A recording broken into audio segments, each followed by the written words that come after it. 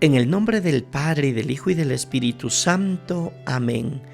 Proclamación del Santo Evangelio de nuestro Señor Jesucristo, según San Marcos 4, 35, 41. Un día, al atardecer, Jesús dijo a sus discípulos: «Vamos a la otra orilla del lago». Entonces los discípulos despidieron a la gente y condujeron a Jesús en la misma barca en que estaba. Iban además otras barcas.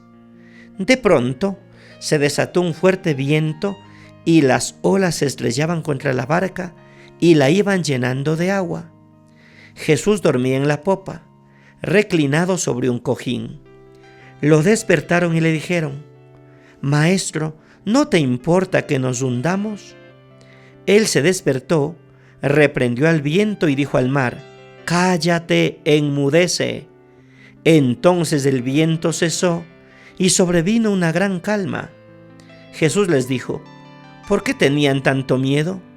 ¿Aún no tienen fe?». Todos se quedaron espantados y se decían unos a otros: «¿Quién es este, a quien hasta el viento y el mar obedecen?». Palabra del Señor. Gloria a ti, Señor Jesús. Saludos fraternos para todos en este domingo 12º del tiempo ordinario. Nuestro espacio Dies Domini ofrece unos espacios de reflexión en torno al Evangelio dominical. Que la palabra de Dios caiga en tierra fértil y produzca el 30 o el 60 y, si es mejor, el 100 por uno. Permítanme que a la luz de la palabra de Dios haga algunas reflexiones en esta nueva semana del tiempo ordinario. Primero, el contexto que ilumina el texto. Un bello cuadro colgado en la pared parece más bello gracias a los colores propios de la pared que subrayan su belleza. Lo mismo pasa con el cuadro de la tempestad calmada. La pared del contexto lo hace más bello. Marcos narró 2 parábolas que revelan el misterio del reino presente en las cosas de la vida. Ahora comienza a hablar del misterio del reino que se hace presente en el poder ejercido por Jesús a favor de sus discípulos, de la gente y sobre todo de los marginados, los pobres y excluidos. En Jesús hay un poder que libera, purifica y comunica la vida a quienes se le acercan. Marcos escribe para las comunidades perseguidas de los años 70, que se sienten como en una barquilla perdida en el mar, sin esperanza de llegar al puerto deseado de la paz. Jesús parece dormir en la barca y ningún poder divino aparece para salvarlos de este momento. En la desesperación, Marcos recoge varios episodios que revelan el poder con que Jesús está presente en las comunidades. Jesús es el vencedor, no hay nada por qué temer. Segundo, el punto de partida. Pasemos a la otra orilla.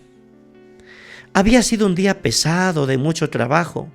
Había tanta gente que Jesús, para no ser atropellado, tuvo que entrar en una barca para instruir con parábolas. Había días en los que no tenían tiempo ni para comer. Terminada la parábola con la que instruía a la gente, Jesús dice a los discípulos: «Pasemos a la otra orilla», y ellos lo conducen con la barca. Jesús está tan cansado que se sentó y se quedó dormido. Es el cuadro inicial, un bello cuadro, muy humano, pero muy humano. Tercero, ¿no te importa que perezcamos? El lago de Galilea está rodeado de montañas. A veces, entre los desfiladeros de las rocas, el viento sopla fuerte sobre el lago y provoca imprevistas tempestades. Un viento fuerte sopló sobre el mar, agitándolo. La barca se llenó de agua. Los discípulos eran pescadores experimentados. Para pensar abandonar la barca, la situación tenía que ser muy peligrosa. Jesús no se da cuenta y sigue durmiendo. Su sueño profundo no es solo un signo de su enorme cansancio, sino expresión de la confianza que tiene en Dios. El contraste entre la conducta de Jesús y los discípulos es muy, pero muy grande. Cuarto, la reacción de Jesús. ¿Aún no tienen fe? Jesús se despierta, no por el ruido del oleaje, sino por el grito desesperado de los discípulos. Maestro, Señor, ¿no te importa que nos hundamos? Jesús se levanta, primero se dirige al mar. Calla, cálmate, y éste se aplaca. Y luego se dirige a sus discípulos. ¿Por qué tienen miedo, hombres de poca fe? La impresión que se da es que no era necesario calmar el mar, porque no corrían ningún peligro. Es como cuando al llegar a casa, el perro ladra al huésped que llega. Pero no se tiene miedo porque el dueño está allí y controla la situación. El episodio de la tempestad calmada nos lleva al Éxodo, cuando la gente sin miedo atravesó las aguas del mar. El profeta Isaías decía: porque si atraviesas esta agua, yo estaré contigo. Jesús recorre el Éxodo con la profecía del Salmo 107. En la angustia gritaron al Señor, y Él los liberó de sus angustias. Redujo la tempestad a calma, callaron las olas del mar, se alegraron al ver la bonanza, y Él los condujo a puerto seguro. Quinto, la ignorancia de los discípulos. ¿Quién es este hombre?, se preguntan. Jesús calma al mar y les dice: ¿aún no tienen fe? Los discípulos no saben qué responder y se preguntan: ¿quién es este a quien hasta el mar y los vientos le obedecen? Jesús parece para ellos un extraño. A pesar del tiempo que han vivido juntos, no saben quién es. ¿Quién es este hombre? Con esta pregunta en la cabeza, las comunidades continúan la lectura, y hasta hoy esta pregunta nos empuja a continuar la lectura del Evangelio. Sexto, ¿quién es Jesús? Para esto miremos algunos nombres y títulos que recoge el Evangelio de San Marcos en torno a la persona y a la figura de Jesús.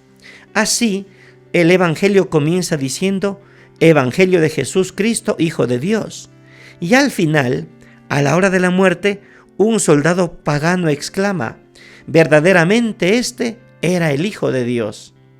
De principio a fin, Jesús es llamado Hijo de Dios. Entre el principio y el final aparecen varios nombres y títulos, entre los que destacamos lo siguiente: Mesías, Cristo o ungido, Señor, Hijo amado, Santo de Dios, Nazareno, Hijo del hombre, Esposo, Hijo de Dios Altísimo, el carpintero, el Hijo de María, el profeta, el Maestro, el buen Maestro, el Hijo de David, el Rabuni, bendito el que viene en nombre del Señor, el Rabí, Hijo, Pastor, Hijo de Dios bendito, Rey de los judíos, Rey de Israel, entre otros. Séptimo, Jesús es más grande que sus títulos y sus nombres.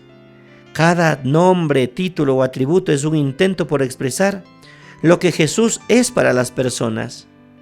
Pero un nombre, por bello que sea, no consigue desvelar jamás el misterio de una persona, y mucho menos la persona de Jesús. Además, algunos nombres, incluso los más importantes y tradicionales, son contestados por Jesús. En la medida en que avanzamos en el Evangelio, Marcos nos obliga a repasar nuestra vida y a pedirnos cada vez de nuevo para preguntarnos en definitiva, ¿quién es Jesús para nosotros? ¿Por qué? Porque algunos esperaban al Mesías, el Santo de Dios. Otros esperaban al Mesías, al Hijo de David, al Dios guerrero, al Dios vengador. Otros esperaban al Mesías Rey, al Mesías que viene a regir de una manera distinta que a los césares. Por tanto, nos ayude a respondernos la pregunta: ¿quién es Jesús?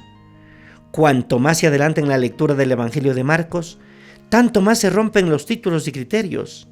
Jesús no entra en ninguno de estos nombres, en ningún esquema, en ningún título. Jesús es más grande que todos sus nombres, es más grande que todos sus títulos. Y el lector, en la medida que avanza en la lectura, abandona la idea de encuadrar a Jesús en cualquier categoría conocida o en una idea preconcebida, y lo acepta así, como él mismo se presenta. El amor seduce la cabeza. El amor seduce, la cabeza no. Es mejor inclinar la cabeza y adorar y tener miedo, incluso cuando el mar se vuelve agitado. Que el Señor nos ayude, por tanto, a superar nuestros miedos y a pensar que cuando Él sigue en la barca, nada ni nadie nos pueden vencer. En el nombre del Padre, y del Hijo, y del Espíritu Santo. Amén. Abundantes bendiciones para todos. Un santo día. Pasen bien.